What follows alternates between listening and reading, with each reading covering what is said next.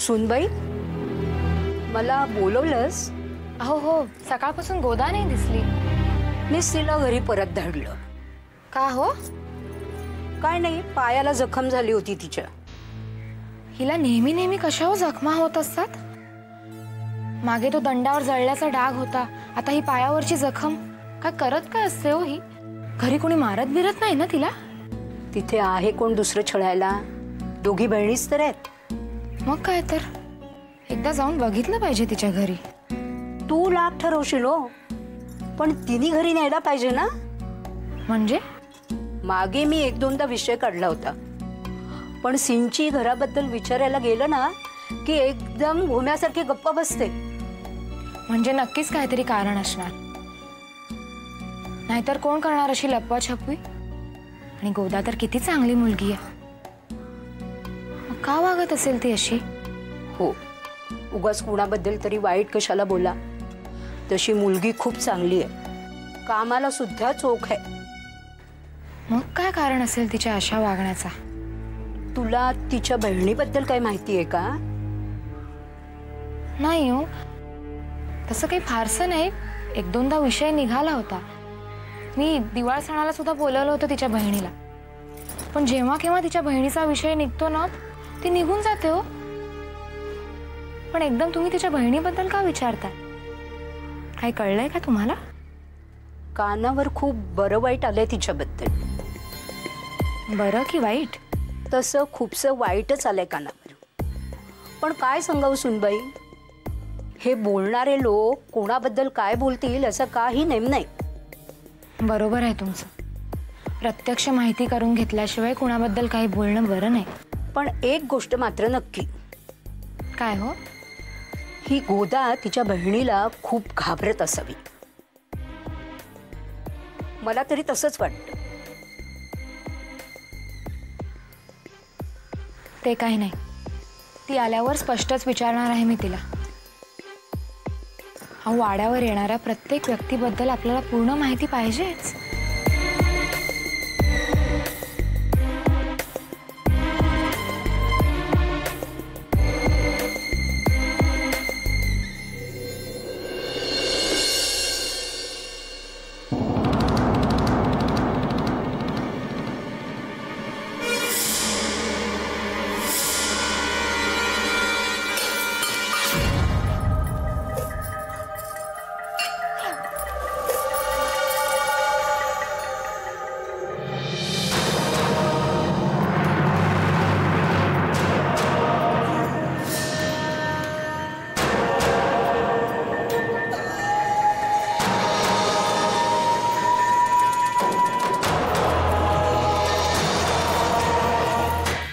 गोदा, जी चुकून झालं ताई, पुन्हा असं होणार नाही. गोदा जी.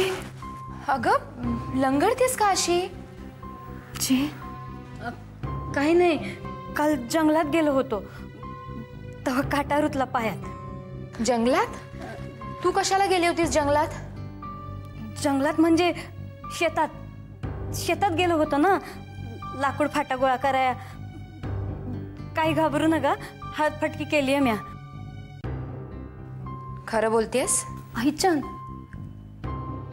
तुम्ही नका एवढा विचार करू. आम्हा गरीब लोकाला सवय असते काटेकुट्याची. गोदा, मला असं का वाटतंय तू माझ्यापासून काहीतरी लपवतेस? नाही ताई, आम्हा गरिबांकडे काय असतं लपवया. तुम्ही नका एवढा विचार करू. असं करून कसं चालेल? या घरातल्या प्रत्येक माणसाचा विचार केलाच पाहिजे मला. आणि आता तू सुद्धा या वाड्याचा लहानसा का होईना पण भाग आहेस. या कुटुंबाची सदस्य आहेस आणि माझ्या कुटुंबातल्या प्रत्येक माणसाच्या सुखदुःखाची जबाबदारी ही माझी जबाबदारी समजते मी. ह्यो तुमच्या मनाचा मोठेपणा आहे ताई, पण हेच तुझ्या मनातले हेच पण परंतु काढून टाकायचेत मला. सतत का ग घाबरलेली असतेस? नाही ताई, म्या अगं मी संशय घेत नाहीये तुझ्यावर, पण काही प्रश्नांची उत्तरं वेळच्या वेळी मिळालेलीच बरी असतात.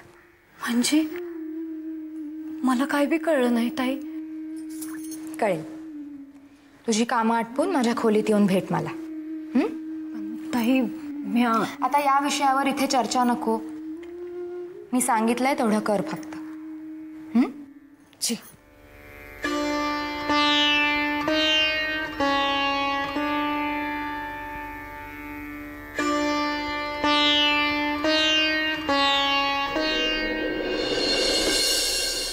कशी आता ही काय रे बाबा, सारखी आपली पाणी भरते, सारखी इकडे जा तिकडे जा तिकडे जा इकडे जा. काय लावलं? काल दाण्याचं कूट करायला सांगितलं होतं, केला? करते. हा, सगळं काही करते. दाणे सोलून ठेवलेत, आता फक्त कुटायचे बाकी राहिलेले आहेत. दात नाहीयेत मला. अहो काय झालं, एवढ्या का चिडलात? अगदी उच्छाद उच्छाद मांडलाय हो यांनी. सारखं आपलं पाणी द्या, हे द्या, ते द्या, जणू काही ह्यांच्याच सेवेसाठी ठेवली आहे मला. अहो पण काय झालं, कुणाच्या नावाने एवढा शंख करताय? काय नाही ग, त्या कोठाराच्या बाजूला काम करायला मजूर आलेत ना, त्यांच्यामुळे होत हे सगळं. त्याच्यातला तर एक इतका उद्धटे मेला, आपल्या वाड्यात काम करायला आलाय म्हणजे आपल्यावरती उपकारच करतो असा वावरतो मेला. पण कसलं काम करतायत ही मंडळी? नाही म्हणजे तसं काही कोणी बोलल्याचं आठवत नाहीये म्हणून म्हंटल. कुणाच ठाऊक कुठे जाऊन जीव काढतायत मेले. त्यांना जाऊन कुठेही मरू दे ना, पण मला कशाला वेठीला धरताय तो? जरा चौकशी करायला हवी त्यांची. कुणाच्या सांगण्यावरून काम सुरू झालंय हे विचारायला हवं. भालचंद्ररावांच्या. काय? हा, भालचंद्ररावांच्या हुकमावरून काम चालू आहे. पण नेमकं कसलं काम सुरू आहे? कोठाराच्या भीतीला भगदाड पडलाय ना, ते बुजविण्याचं काम चालू आहे. तुला रे काय माहित चोंबड्या? असं काय करते मावशी? भालचंद्ररावाच्या हुकमावरूनच मी त्यांना घेऊन आलोय. हा, मालकाच्या हुकमाबाहेर आपण कधी असतो का? हो हो, ठाऊके. हा ठाऊके, तू मोठा सेनापती ना भालचंद्ररावांचा. अगं असं काय करते मावशी, मालकाने सांगितलेलं काम करायला नको?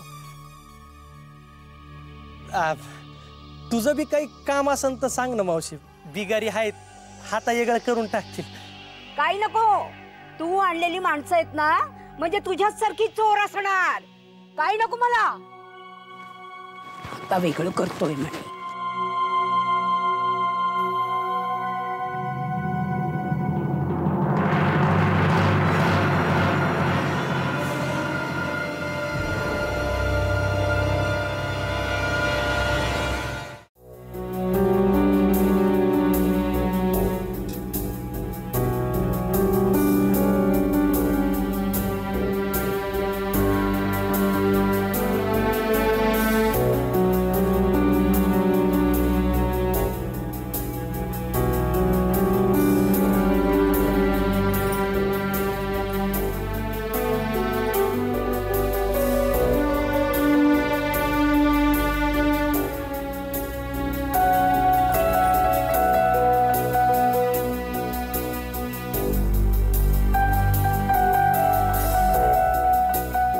काय शोधतेस भागीरथी? नाही, काही नाही.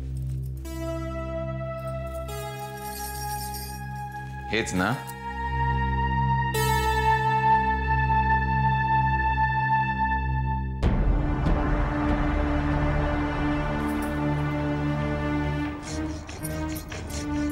या चाव्या तुमच्याकडे कशा आल्या? स्वतः चालत. म्हणजे इथे पडल्या होत्या, आम्ही ते उचलल्या.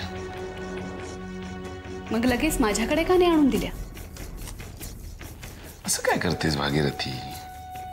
अगं शास्त्र्यांच्या तिजोरीवर दरोडा टाकण्याची एवढी सुवर्ण संधी आम्ही कशी सोडू? ती तर तुम्ही आधीच साधलेली आहे. म्हणजे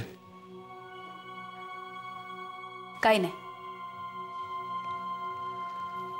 नाही म्हटलं बघूया. रघुनाथ पंतांच्या लक्ष्मीची तुला किती काळजी येते? मला काळजी करण्याची गरजच काय, तुम्ही असताना. तुमचं 24 तास लक्ष असतं की तिच्यावर. म्हणजे तुला काय म्हणायचंय? आमचं तुमच्या तिजोरीवर लक्ष असतं.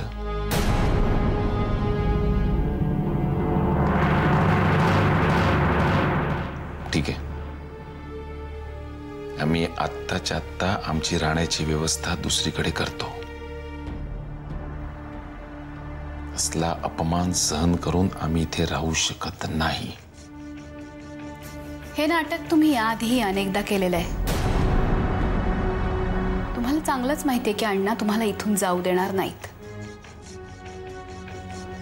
पण या धमकीचा बागुलबुवा मला दाखवू नका.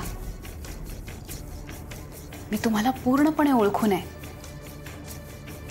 उगाच माझं तोंड उघडायला लावू नका.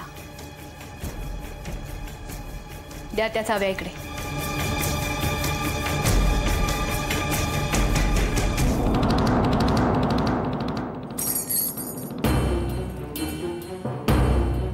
नीट तपासून पहा एकदा.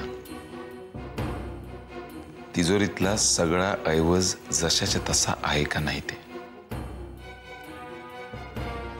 काय आहे, तसेही आम्ही तुमच्या लेखी बदनाम आहोतच.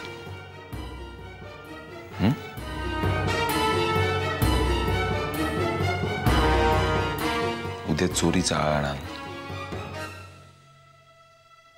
शेवटी काही झालं तरी आम्ही बाहेरचेच आहोत,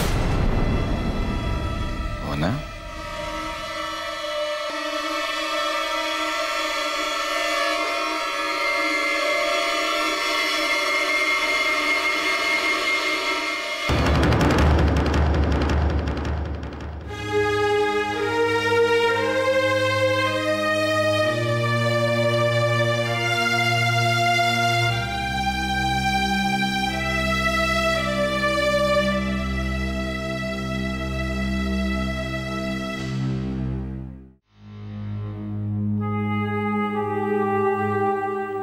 ताई, ये.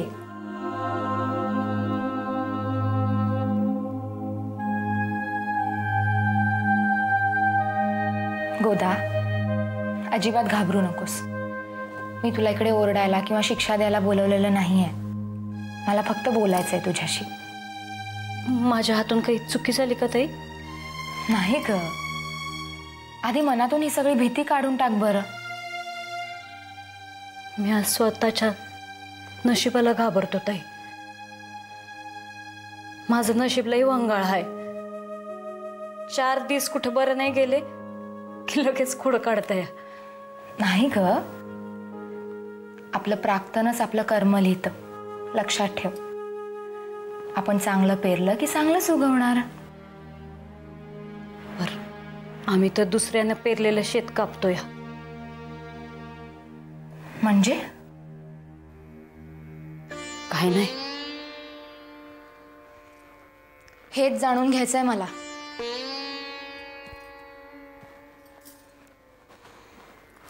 काय लपवतीयस गोदा? काय नाही ताई, आईच्या काय बी नाही. बरं राहिलं. एक विचारू, खरं खरं सांगशील? जी.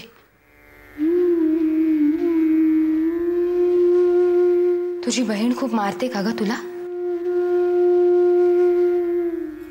नाही, तसं काय बी नाही. मग तुझ्या अंगावर एवढ्या जखमा कशा असतात? कुठून येतात त्या? तू काय एवढी हलगर्जी नाही आहेस, माहितीये मला. शांतपणे आपली कामं करत असतेस. मग होतात तरी कशा या जखमा? तुम्ही उगा फिकीर करताय ताई. अव, काम करायचं म्हणजे थोडं बहुत लागणारच की. त्यात काय, आताशा तर जखमांची सवय झाली आम्हाला. अंगावर लागलं नाही तर झोप बी येत नाही. बरं मला सांग, वय काय तुझं? असं 20-22. नक्की माहित नाही?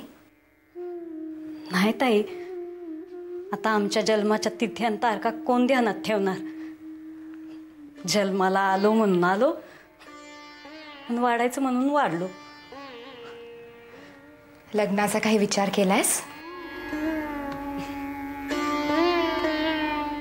एखादा चांगला मुलगा बघ आणि लग्न करून टाक.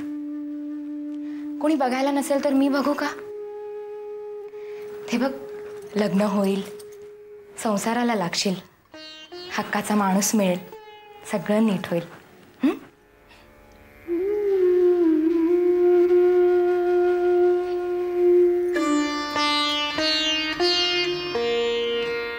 आमच्यात लगीन नाही होत.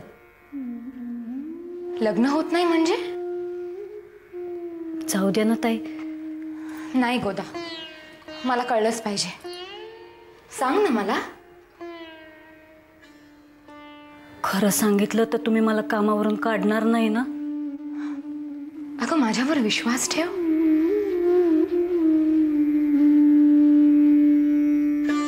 आमच्या कपाळावर लिहिलंय ते.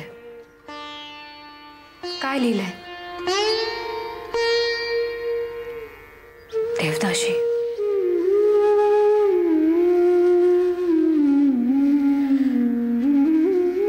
आम्ही देवदाशीच्या पोरी आहोत.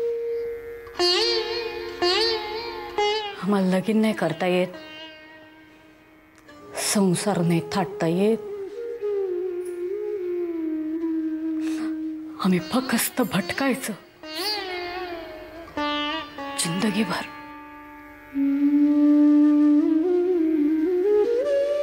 कोणी दयेने 2 घास दिले तर ढकलायचे आणि परत वाट धरायची.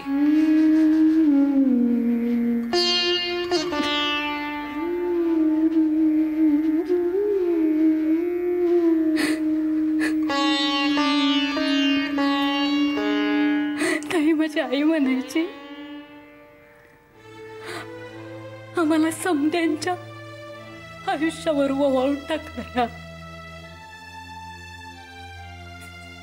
समद्यांची पिढा आम्ही घेतोया.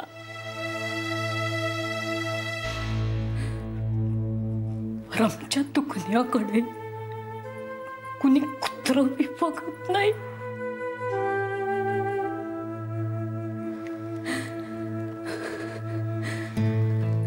आपला संसार असावा, हक्काचं माणूस असावं,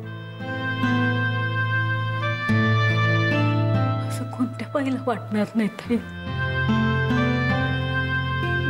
अगं पण गोदा,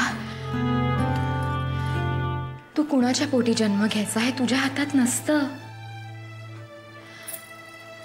आता जर तुझा जन्म देवदासीच्या पोटी झाला त्यात तुझी काय चूक? तुमच्या वाणी समद्यांनी विचार केला तर काय होत ताई? अगं पण माझं ऐक. ताई, तुम्ही त्रास करून घेऊ नका. आमचं नशीब आहे ते कधी बी बदलणार नाही. एक विचार ना. मी देवदासीची पोर आहे म्हणून तुम्ही मला कामावरून काढून नाही टाकणार ना? गोदा, अगं वेडी आहेस का तू? मी आहे तुझ्या बरोबर. जोपर्यंत मी जिवंत आहे तोपर्यंत तुला या घरातून कोणीही काढणार नाही. हा माझा शब्द आहे तुला. लय उपकार झाले ताई. चल, आता डोळे पुस आणि हस पाहू.